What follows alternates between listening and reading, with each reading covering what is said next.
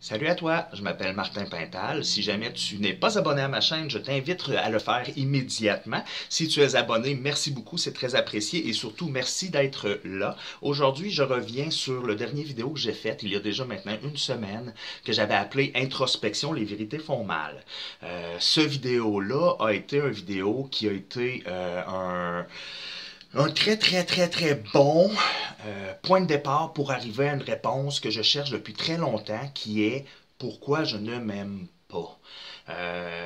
J'ai beaucoup cherché, j'ai fait énormément de cheminement personnel, j'ai 30 ans facile de cheminement derrière moi, de travail à essayer de comprendre qu'est-ce qui se passe, puis pourquoi ça marche pas, puis pourquoi j'ai de la misère. Donc aujourd'hui, j'ai trouvé une réponse. À chaque fois que je trouve une grosse vérité, je pense tout le temps que c'est la vérité, puis que toutes les portes vont se débarrer, puis qu'après ça, ça va être facile. C'est pas comme ça que ça fonctionne. Je pense que c'est une bonne indice, c'est une grosse clé. Je pense que je suis plus près que jamais de ma vérité. Donc, ce que j'ai découvert, c'est que quand j'étais gamin, je fais un petit wrap-up juste pour expliquer l'ensemble, parce que sinon la réponse pour vous aura aucun sens. Donc, quand j'étais jeune, de 0 à 5 ans, la vie va bien, je suis élevé avec une bonne famille, j'ai des bonnes valeurs qui me sont inculquées et il y a une belle parenté autour, on est nombreux, donc c'est un beau moment. Après cette période-là, puis là je dis 5 ans, c'est approximatif, mais après cette période-là, quand je suis tombé à l'école, à partir du primaire jusqu'à la sixième année, j'ai eu beaucoup de difficultés à m'adapter dans la société. J'étais, dans mes premières années, toujours avec les mêmes personnes, les membres de ma famille, on était nombreux et rassemblés dans le même quartier ou presque. Donc, bref, j'avais accès à beaucoup de cousins et cousines. Quand je suis arrivé à l'école, les cousins et cousines, ils étaient plus, là j'étais rendu avec des inconnus que je ne savais pas comment réagir avec eux et ça s'est mal passé. Je me suis fait pointer du doigt, j'ai pleuré, puis ben j'ai été comme identifié comme une victime, puis ben j'ai mangé mes bas pendant une couple d'années. Donc quand ça s'est arrivé, j'ai dit à tous haut et fort, les adultes qui étaient autour de moi, les psychologues, les professeurs, les directeurs, les travailleurs sociaux, bref, mes parents, je leur ai dit que je voulais plus aller à l'école parce que je n'aimais pas aller à l'école. J'avais pas peut-être les bons mots à l'époque, j'aurais dû être capable d'expliquer. Si j'avais expliqué, ça aurait été différent. J'étais trop jeune, j'ai pas compris vraiment, je savais pas trop non plus comment le dire. Bref, c'est pas ça qui s'est passé. La réponse que j'ai eue, la réponse globale de tous ces adultes et de toutes les personnes qui ont essayer de m'aider, c'est que, ben, c'est ça la vie, mon homme, c'est ça, Martin, t'as pas le choix, là, la vie, il faut que tu ailles à l'école. Tu ne peux pas ne pas aller à l'école. Donc, moi qui vivais de l'intimidation là-bas, je voulais pas y aller, mais je le disais pas comme ça, je disais que j'aimais pas ça. Donc, eux comprenaient pas mon problème, puis ben moi j'étais pas compris dans mon problème.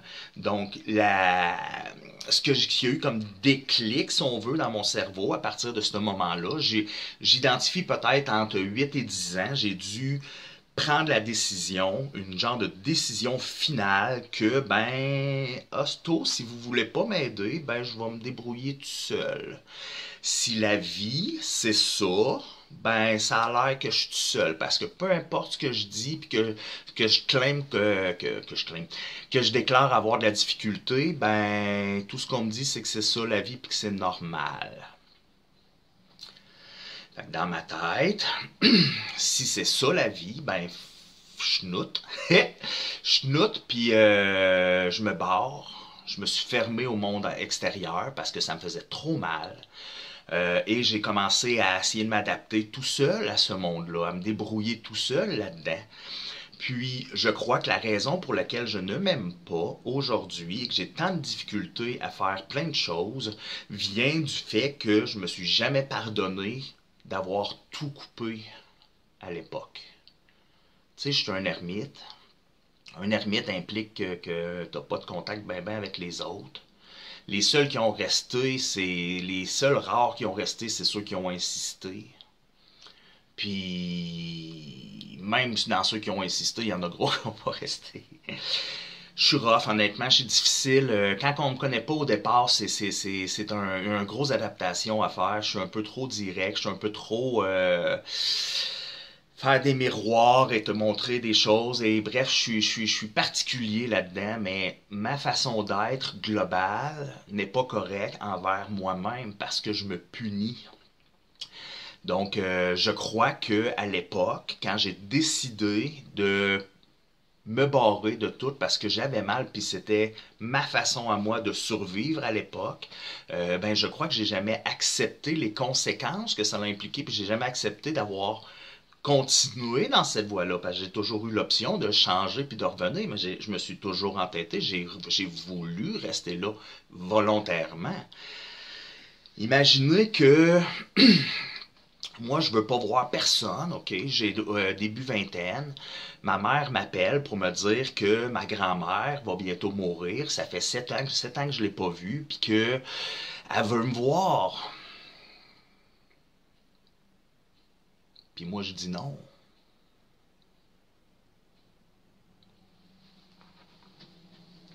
C'était à ce point-là. Mais il faut comprendre que quand je dis non, ça me fait mal. Ça me fait affreusement mal. Ma mère qui se met à pleurer au téléphone. Puis je dis non pareil.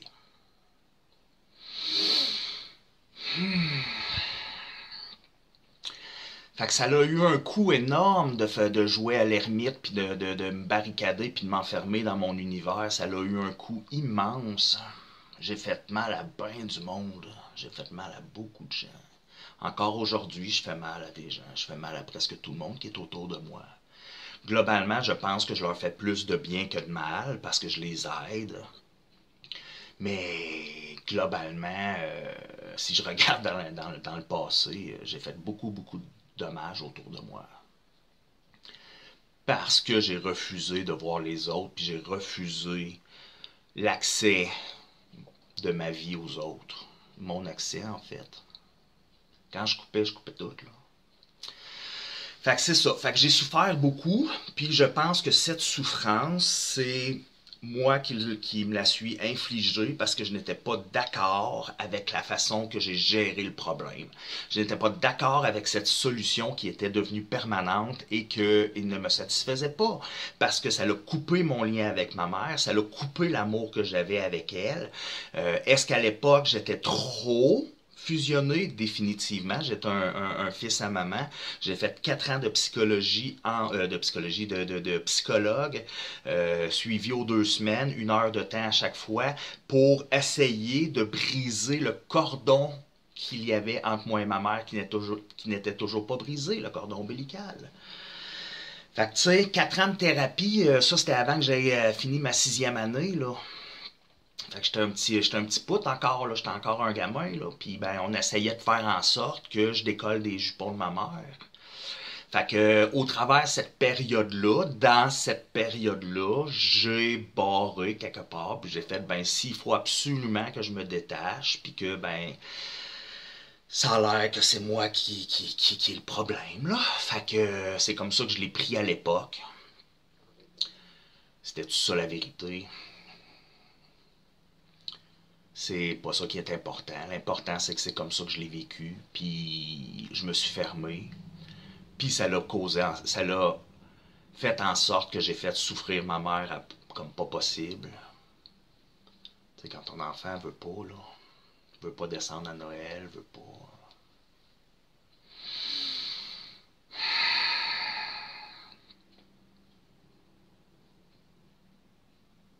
J'ai eu beaucoup de discussions avec elle à ce sujet-là.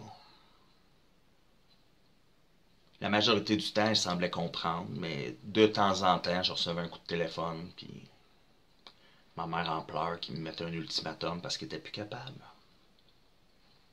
Puis la réponse était non.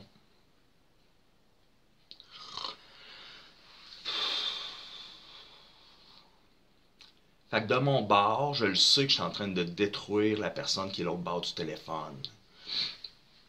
On est assez direct. J'étais assez direct avec ma mère, puis ma mère était assez directe avec moi.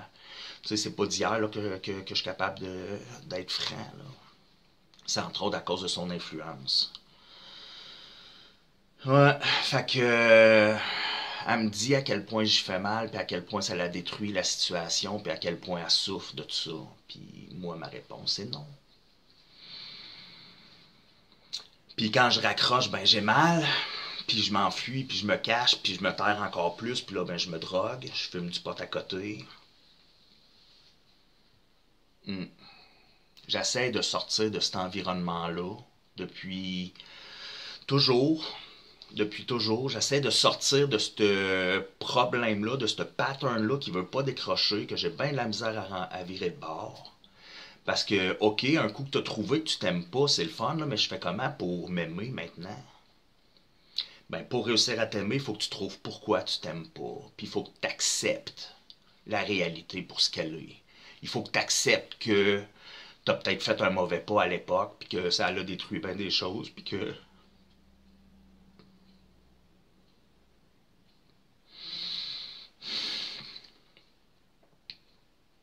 l'acceptation va permettre la guérison.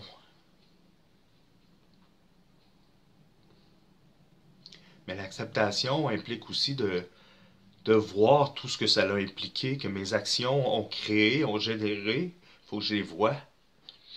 Il faut que... Je peux pas accepter quelque chose que je refuse de voir dans ma vie.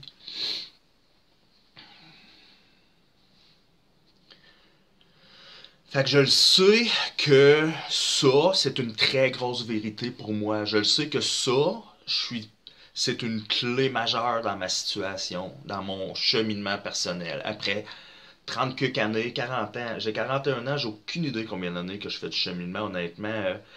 Quand j'étais gamin, j'essayais de comprendre ce qui m'arrivait, puis j'avais accès à un psychologue, j'avais ma mère qui était dans le domaine, qui faisait du cheminement elle-même aussi, donc j'entendais plein de choses. Fait que, tu sais, je considère avoir fait du cheminement personnel tout au long de ma vie consciente.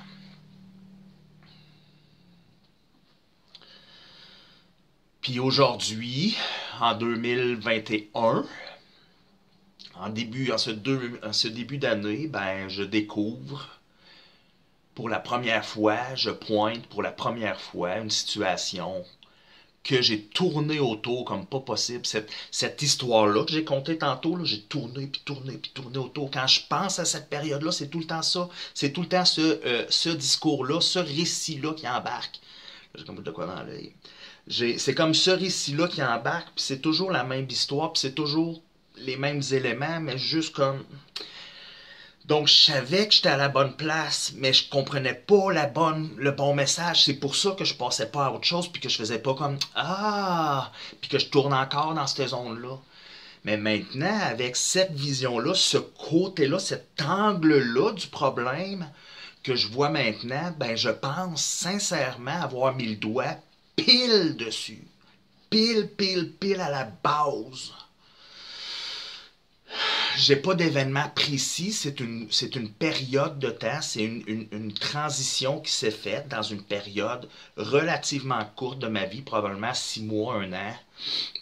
Une transition où je me suis fermé, puis que je me suis barricadé, puis après ça, j'ai juste continué à rajouter des barricades, puis des remparts, puis bloqué, puis ça rentre ici, non, va-t'en, non, ça rentre, non. Fait que ça a comme été ma principale activité pendant quand même beaucoup de temps, beaucoup d'années. Puis après ça, ben, je me suis rendu compte vers 25, 28 ans peut-être que ben, c'était faux. Que la game que je faisais, que la vie que je menais n'était pas basée sur la vérité, mais sur le mensonge. Je me rendais compte pour la première fois que ma tête me mentait. Que ma tête me faisait croire des choses et me tenait dans des situations ou des mentalités ou des idéologies qui n'étaient pas les bonnes. Et je les avais d'en face et je voulais pas les voir. Fait aux minutes que j'ai commencé à comprendre ça, j'ai mis toute mon énergie. Puis quand je dis toute mon énergie, là, c'est pas mal toute ma vie parce que je suis un ermite, hein, je vis tout seul. Fait que j'ai beaucoup de temps. Je réfléchis. J'ai passé, écoute, 16-18 ans peut-être de ma vie à vivre en appartement seul. Fait que, tu sais, le temps, là, moi, j'en ai beaucoup, là. Puis je passe beaucoup de temps à réfléchir, à essayer de comprendre pourquoi. C'est peut-être pas simple, mais c'est ça que je fais. J'ai passé ma vie à ça. Donc, là, j'ai l'impression de m'éloigner, mais ça arrive souvent. Quand je touche à des choses, puis ça, je n'ai parlé dans le dernier vidéo, quand je touche à des choses qui sont sensibles, ben, mon esprit bifurque. Pour ne pas rester dans le sujet. Parce que si je vois pas le bobo, ben, ça fait pas mal. Mais moi, c'est l'inverse que je veux faire. Moi, je veux voir le bobo. Je dis, arrête de le cacher, enlève tes mains de là. Je veux voir qu'est-ce qui se passe. Pourquoi ça me fait mal? Arrête de cacher. C'est ça que j'essaie de faire. Puis c'est pour ça que je dis la vérité. Puis j'ai commencé depuis, écoute, ça fait déjà très longtemps que je suis en train d'essayer d'évaluer, peut-être une dizaine d'années passées, que j'ai décidé de vivre qu'avec la vérité, zéro mensonge. J'en fais quand même quelques petits dans une année, j'ai compte, honnêtement. Mais, puis tu sais, habituellement, ça rentre à l'intérieur d'une main ou deux si, mettons, il y a une année que ça n'a pas bien été. Fait que tu sais, 5-6 mensonges d'une année, je me débrouille bien, là. Puis c'est souvent très mineur, là. Puis à chaque fois, je le sens, je le vois, puis ben, j'ai des remords. Fait qu'une fois sur deux, je vais m'excuser. L'autre, il n'a aucune idée quoi, puis c'est sans importance, mais je viens le voir, j'ai dit un mensonge. Bref, as-tu vu comment je m'éloigne, hein? Fait que c'est cela. Fait que je pense ne pas avoir accepté cette réalité. Donc, pour guérir de ça, il faut que j'accepte d'en parler à voix haute. Ça, je pense que c'est le chemin le plus facile que j'ai trouvé. Pour moi, avec les années de pratique, puis d'essayer de faire comprendre ce qui se passait dans ma tête à d'autres gens externes, ben voilà, j'ai fini par arriver à un constat, puis là, je me perds encore. Ouais, j'ai touché à de quoi de gros, puis là, ma tête s'en va dans toutes les directions. Fait que je vais pas insister beaucoup plus. Je pense que le message est quand même là. Note importante, je vais bien, ok? Je vais pas mal, pas du tout, du tout. Je suis heureux d'avoir trouvé cette vérité. Je suis heureux de la voir enfin, finalement. Et je pense que dans un futur relativement proche, quelques mois, il va y avoir une grosse différence avec aujourd'hui. Donc, si ma mémoire est bonne, je pense qu'on est le 1er février, j'espère que je ne me trompe pas, là. Je pense qu'on est le 1er février, puis honnêtement, ça fait déjà 6 jours que j'ai trouvé la réponse, je la donne pas. Il a fallu que je la mûrisse, puis que je la tourne dans ma tête, puis que je la travaille avant d'être capable de l'exposer sans broyer ma vie, mettons, là. Fait que c'est ça. Donc, merci beaucoup d'être là. J'arrête ça, j'arrête ça là parce que ma tête a bien de la misère en ce moment. Merci d'être là. Abonne-toi si ce n'est pas fait sur ma chaîne YouTube. Ça va te permettre d'avoir toutes les vidéos quand ils sortent. Merci beaucoup de ta présence. On se dit à la prochaine.